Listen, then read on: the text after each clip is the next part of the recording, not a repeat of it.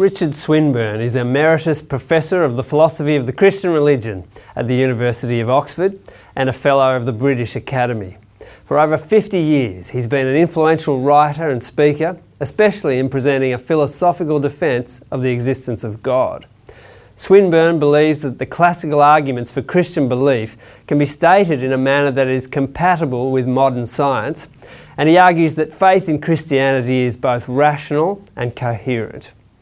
Well, critics of religion have recently enjoyed portraying the God of the Old Testament as a moral monster, violent, cruel, difficult to reconcile with a God of perfect love.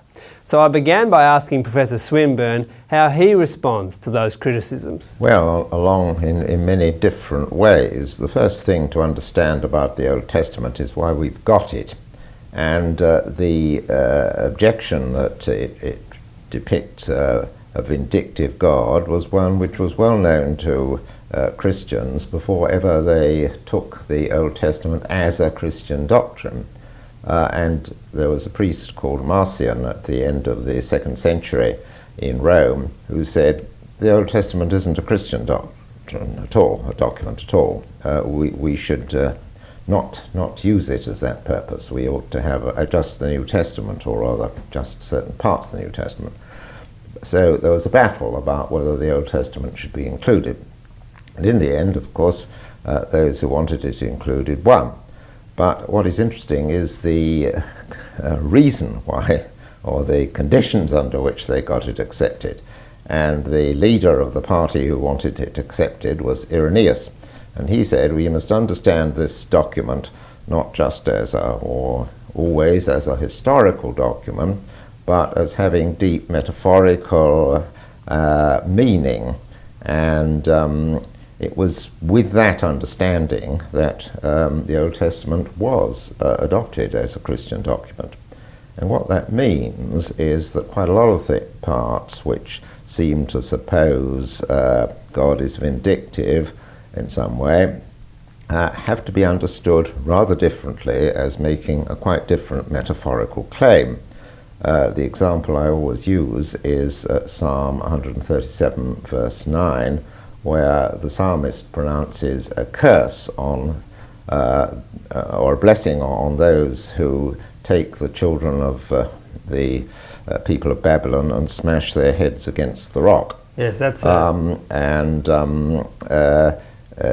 Babylon, as I'm sure my hearers know, was where the people of Israel, or the leaders of the people of Israel, were exiled to in the 6th century. And many of the Christian theologians, the fathers, said we can't possibly take this literally because this is not a Christian sentiment. So how are we to understand it? Well, they had a big program of how you understand the Old Testament. For example, talk about Babylon was a bad place, and so it was talk about wickedness and the powers of wickedness. The rock stands for Christ. Christ said that he will build his church on a rock, and he who builds on the rock will be saved. So we are to understand this as telling us that people who take the children of Babylon, and the children of Babylon were meant to be the desires in us which come from wickedness, and smash them against a rock, the rock of Christ, are indeed blessed. So it's nothing to do with as they were saying, the fathers who interpreted this were saying, it's nothing to do at all with literal Babylon. It's telling us to smash our bad desires against the rock of Christ, which is, of course, a purely, truly Christian sentiment.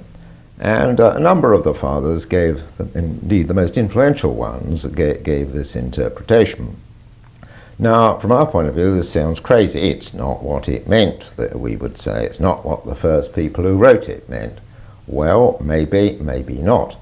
But what we have to realize is that the meaning of a text changes according to the context in which you put that. That is to say, the Old Testament was formed in a way that first there were little bits, say some of Psalm 137, and then these were put together into larger bits, perhaps a chunk of the Psalms, and then this was put into larger bits still, and then into yet larger bits. And when you use a text that's been written by one person, and you compile a different book which uses that text, you don't mean the same as the person who first wrote it. You mean what it means in the larger context. And so this verse, and it applies generally, has to be understood in the larger context. And the larger context for the Christian is the whole Bible itself, including the New Testament teaching. So it has to be understood in the light of the New Testament teaching.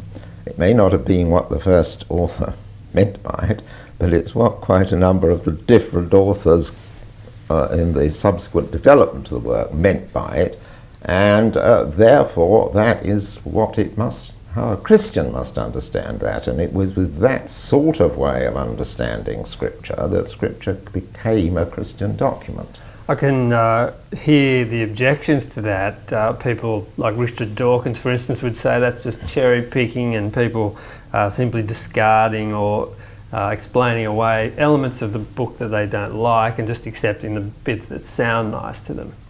Well, I'm doing history. I don't think Richard Dawkins has ever studied a single book about the history of the Bible. This is undoubted history. Origen, after Irenaeus, was really the person who taught the church to interpret so much of Scripture in a metaphorical way.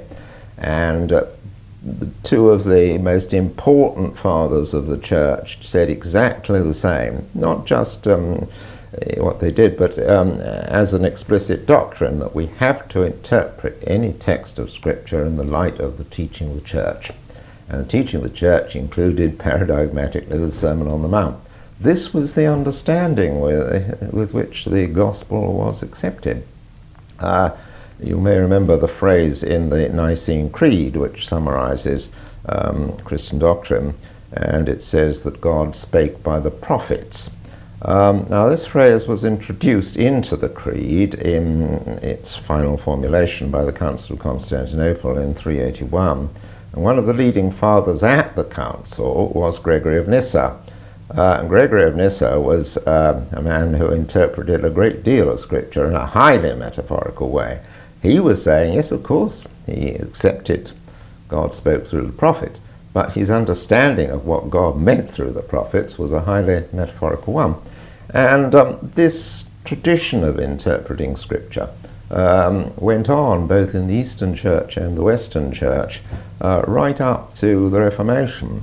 The trouble with the Reformation is that people thought that Christianity could be understood just by taking a Bible and starting at chapter 1 of Genesis, and it would make its meaning clear. But notoriously that won't do, because there are so many passages of Scripture incompatible with each other. You simply can't do that. You have to come with an understanding of which bits you interpret in the light of which other bits. And that is what a church tradition will give you. So I think Dawkins is being far too much in the spirit of the Protestantism in which maybe he was brought up, and a very literal and ill-thinking Protestantism which felt we can understand what the Bible means just by reading it. So you're calling for a much more sophisticated and nuanced reading of the text, but which bits are to be taken metaphorically and others, because there's a lot of history there that is written as history. Sure. Well, I don't have any, the general formula, which was Augustine's formula, well, and the others too, is take everything literally unless you reason not to. And a reason not to will be either incompatibility with Christian doctrine, including the New Testament, the teaching of the Sermon on the Mount, or incompatibility with what we know about God through other means, and that included science. Because Augustine was very, in particular, the others as well, but Augustine in particular, was very conscious that the sort of scientific understanding in the Old Testament was rather different from the understanding of the science by the Greeks, inspired by Aristotle, which he, as a highly educated Christian, had been brought up on. The obvious sort of contrast is that the Old Testament, or the earlier parts of the Old Testament, seem to suppose that the earth is flat, whereas the Greeks knew that the earth was round. And there are other contrasts too. So Augustine wrote a book called The Literal Interpretation of Genesis, in which he gives innumerable different possible interpretations of the scientific parts of Genesis. And he doesn't commit himself to any one, or sometimes he does, but not normally to any one of these, but he points out there are many different ways in which you can understand this. Now, what comes from that? Generalizing to our situation, and in their tradition, in the tradition of the people who said that the Old Testament was a Christian doctrine and gave it to us, in their tradition, we must interpret the Bible literally, unless we know anything of science and history. History is the same, anything of science and history which is incompatible with it, in which case we must interpret it somewhat differently, or if it's incompatible with central items of Christian doctrine, including the moral teaching of the New Testament. And to say this is not a modern reaction, that is what I'm getting at. It was the condition under which the Old Testament became a Christian document. Yeah, this seems to have been lost in the recent discussions on this issue. You'd agree. What does Jesus think of, well, the Hebrew Scriptures as he knew them, the Old Testament?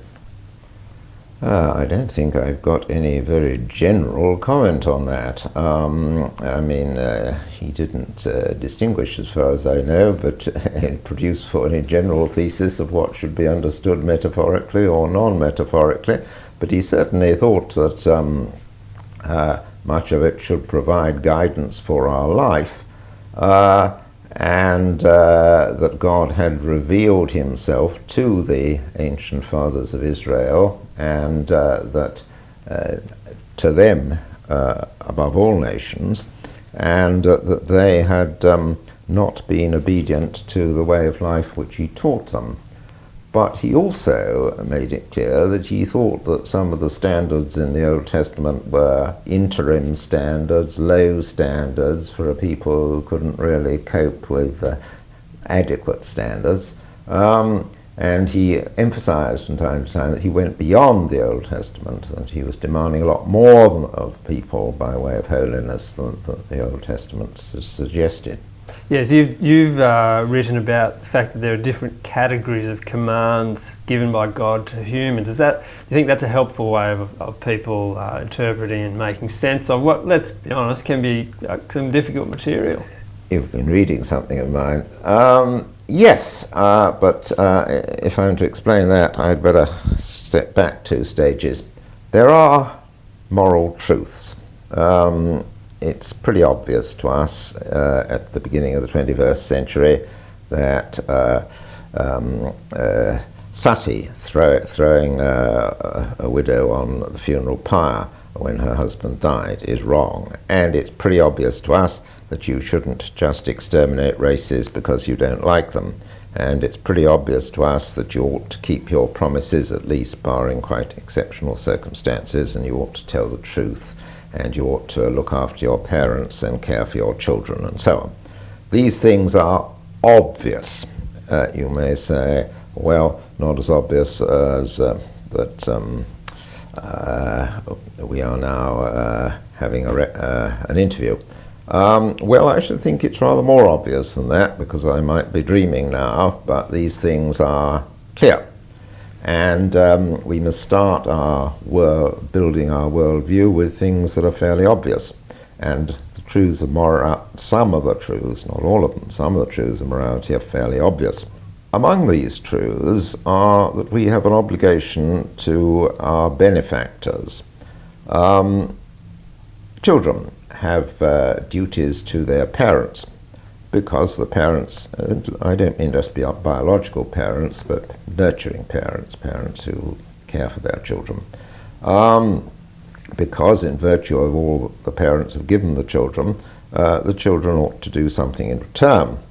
And the obvious way to do something in return is to do what their parents tell them within reasonable limits. If the parents say do the washing up or do the shopping, then the parent ought to do this.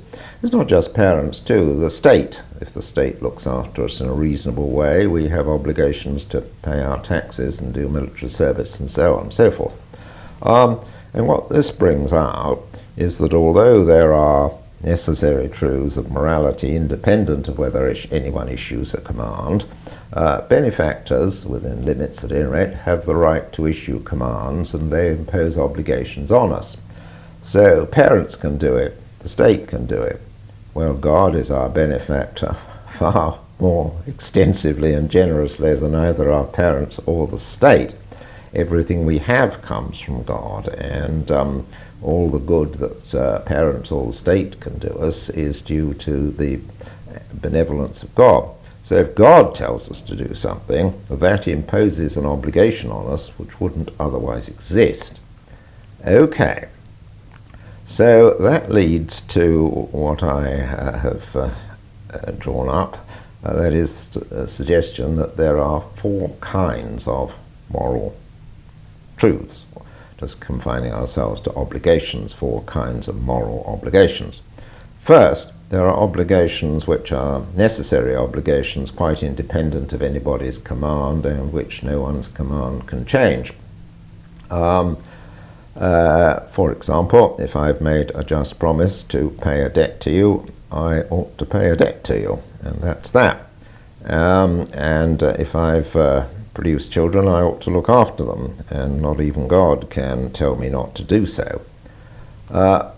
But there are also things which I certainly obligations on me, but obligations which God can, if necessary, remit, if he chooses to, remit.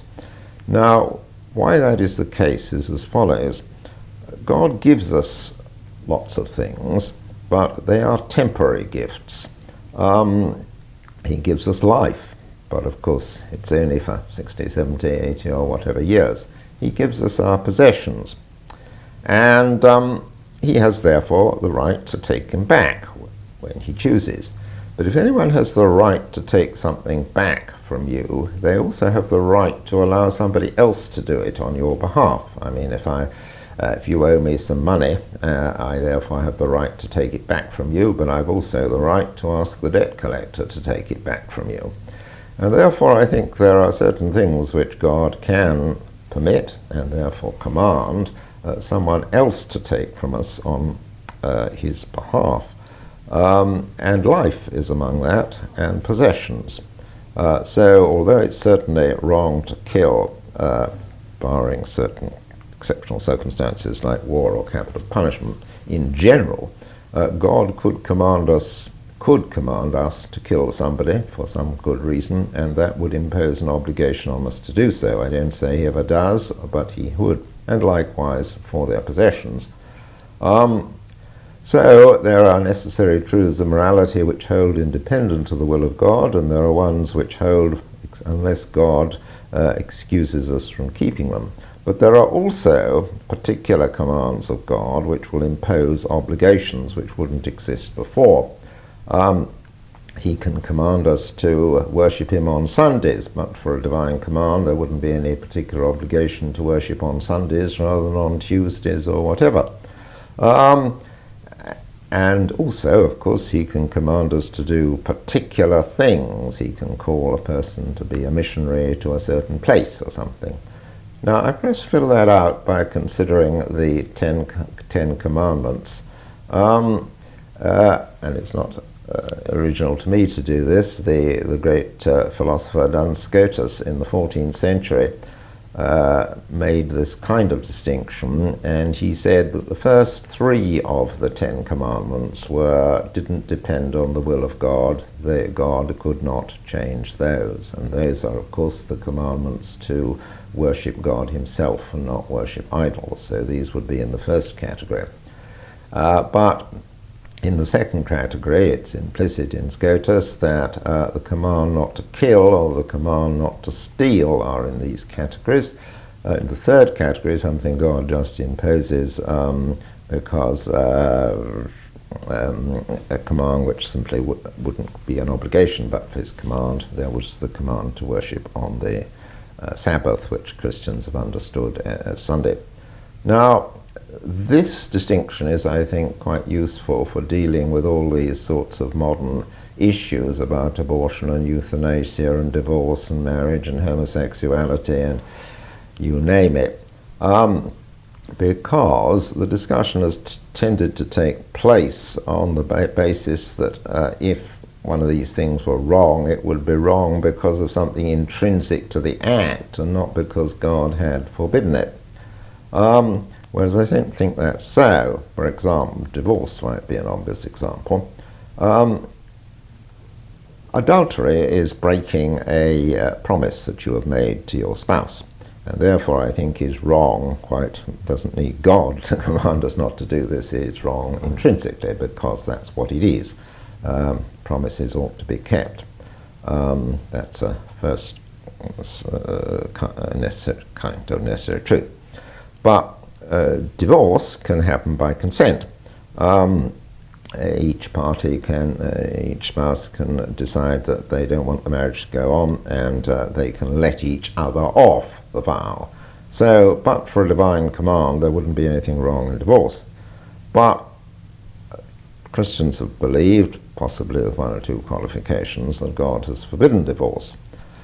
Now, why should he do such a thing? Why should he impose obligation like this on us? Well, because he's got rather a higher standard than the Old Testament, as it were. If people readily get divorced, then that creates an atmosphere in society that, well, if the marriage isn't going very well, it doesn't matter, you can get divorced and marry somebody else.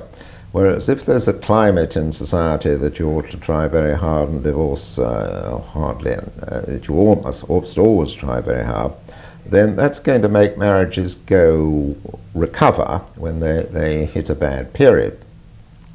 Now, marriage is a good thing. It shouldn't be thrown away. But it needs a climate of society to encourage people not to throw it away. And therefore, it requires people who are prepared to stick at their marriage, even if it's not going to make any difference to their marriage, but because it will encourage other people to stick at their marriage to whom it will make a difference. And therefore God, because he wants us to be useful to him in being good to others, has a reason for commanding us, if our marriages go wrong, not to get divorced because of the good thereby we will do to other people. So there's a reason for God commanding us to perform obligations, of which this just is one illustration, which we wouldn't have any natural obligation to command, but which is going beyond natural obligation and will do good and make us good people in a more heroic and full way than we would otherwise do. And what goes for divorce goes for extramarital intercourse and various other things of that kind. God issues commands, first for the purpose of coordination, in other words, e.g. to get us worshipping on the same day. Secondly, to get us to do good things which need to be done, but which we wouldn't have any natural obligation to do, and that, in the process, thereby, he makes us holier people than we would otherwise be. I'm speaking with Professor Richard Swinburne. There are some who like to say that God is too big for one religion, and that it's arrogance to claim revelation from God in the way that the Christian religion does. How do you respond to that? Well, if there's a God, he's going to take an interest in the human race, just as fathers are expected to take an interest in their children. And being a parent's a difficult thing, and you have to take a middle course between giving very clear orders as to what the child should do all the time, on the one hand, obvious bad thing, he needs to work it out for himself, or on the other hand, providing no guidance at all. Children get lost. And God has the same if I may call it, problem, and therefore might be expected, in view of his perfect goodness, to take a middle way. Middle way of certainly allowing us to work out these things to some extent for ourselves, but also because we are humans, fallible, not very good at it, need guidance, need to be told about what he has done for us, otherwise we wouldn't know. What are some of those things? You've said a few things we don't work out for ourselves that are actually good for us. What are some of those? Some of the things that we don't work out that we need to know. Well, to start with, if you're to interact with God, you need to know a bit about him. That helps you to understand who he is and to say the right sort of prayers and to look out for the right sort of things as signs of his existence. And therefore, you need to know that he is a Trinity. He's three persons in one God. God is love, and the love is manifested by there being an eternal unity of three persons in the Godhead. God isn't a solitary being. His very existence involves having within himself three distinct persons in interaction. We are not very likely to find that out for themselves. Secondly, God, I think, makes us, as we know, suffer for various there's a lot of evil in the world. God wouldn't make us suffer unless he had some good reason for it. But if a parent makes a child suffer for good reason, there comes a time when the parent has to suffer with the child in order to show there is a good reason. So God has a reason for becoming incarnate and sharing our human life. But if he's done this, he needs to tell us he's done this, because otherwise we wouldn't know.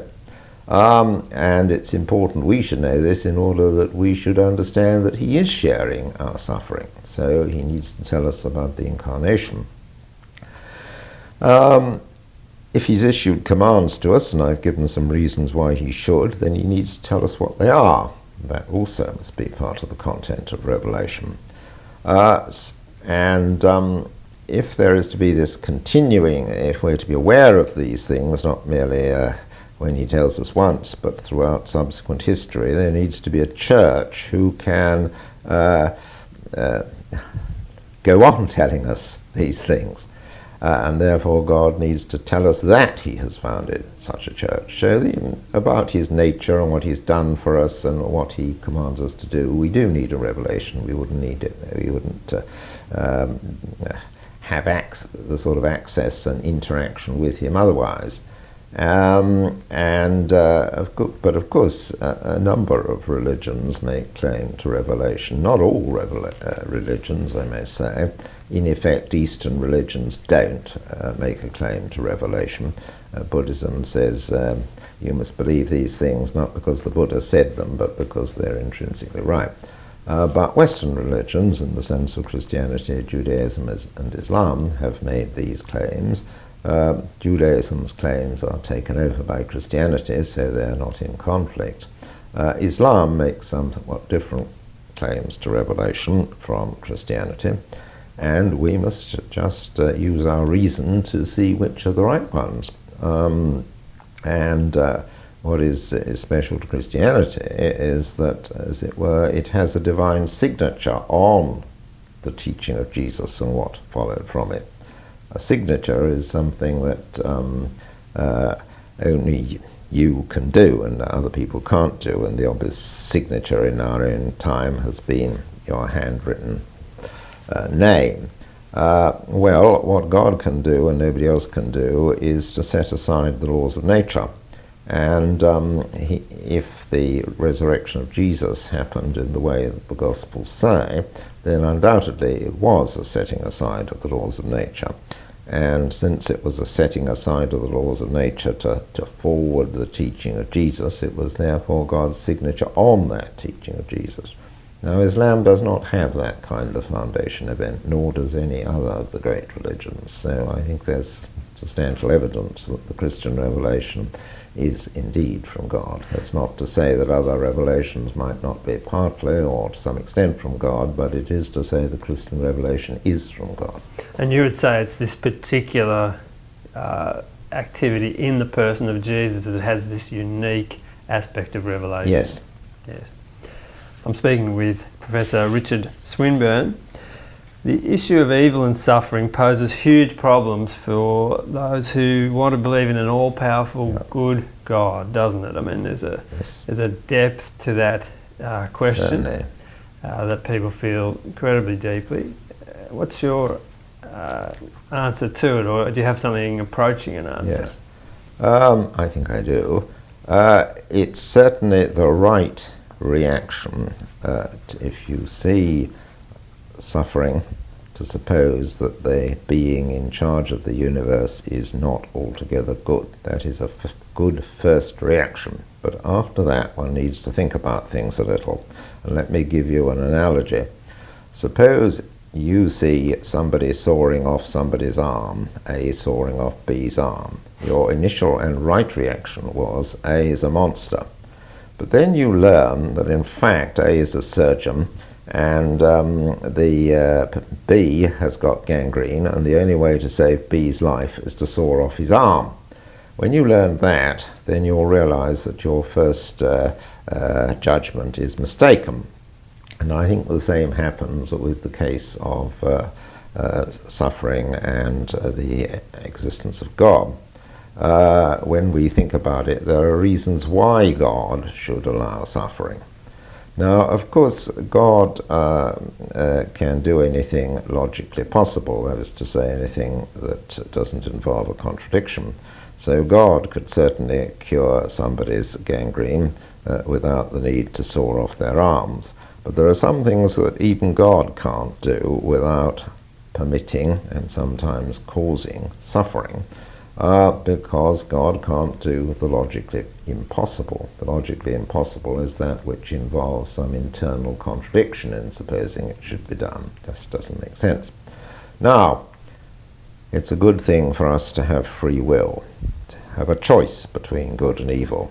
And that choice wouldn't be particularly worth having if it didn't make a difference. That's to say, if when we chose to benefit somebody, they actually were benefited, and we chose to harm somebody, they were actually harmed. And it's good for us to have this sort of responsibility for others. The responsibility, the way things go with them is up to us. But we can't have real responsibility if, as it were, the only thing we can do to somebody is provide alternate good things for them. We have to be able to, it has to be up to us whether or not things go well with them. And we're really responsible if whether, for a child, if whether that child is happy and educated depends on us, from which it follows that if we do the wrong thing, he won't be happy and educated. Okay, well, is it a great good for God to give us this responsibility for others? I think it is, but of course it comes at a price, and the price is the others might get hurt. You may say, well, that's clearly good for me, who has free will, but rather bad for my children, who are the victims of that. Well, 2 points to make there. The first is that, of course, quite often they have their turn of free will, which they can exercise, and other people have exercised their free will on their responsibility for us. But secondly, it is good for us to have the opportunity of forming a holy character. Suffering is therefore, within limits, for a short period, good for us, because if I suffer, that gives me a choice. It gives me a choice of whether to bear this with cheerfulness and non-malice, or whether to bear it with bitterness and self-pity. And only if we have these sort of serious choices can it be up to us, the sort of person we become. Because Aristotle made the remark, we become just by doing just acts, courageous by doing courageous acts, and so on. What he meant is, if we do a courageous act one day when it's difficult, and again do it the next day when it's not quite so difficult, and so on. We become naturally courageous people. Humans are made like that. Not all rational creatures need be, but humans are. So each time we bear our suffering with courage and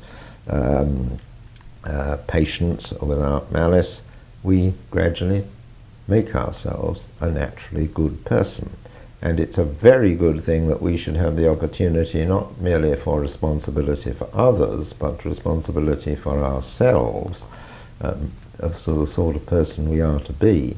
But we can't really have that responsibility unless it's a serious possibility for us that we shall become a different sort of person, and only suffering is going to give us that opportunity.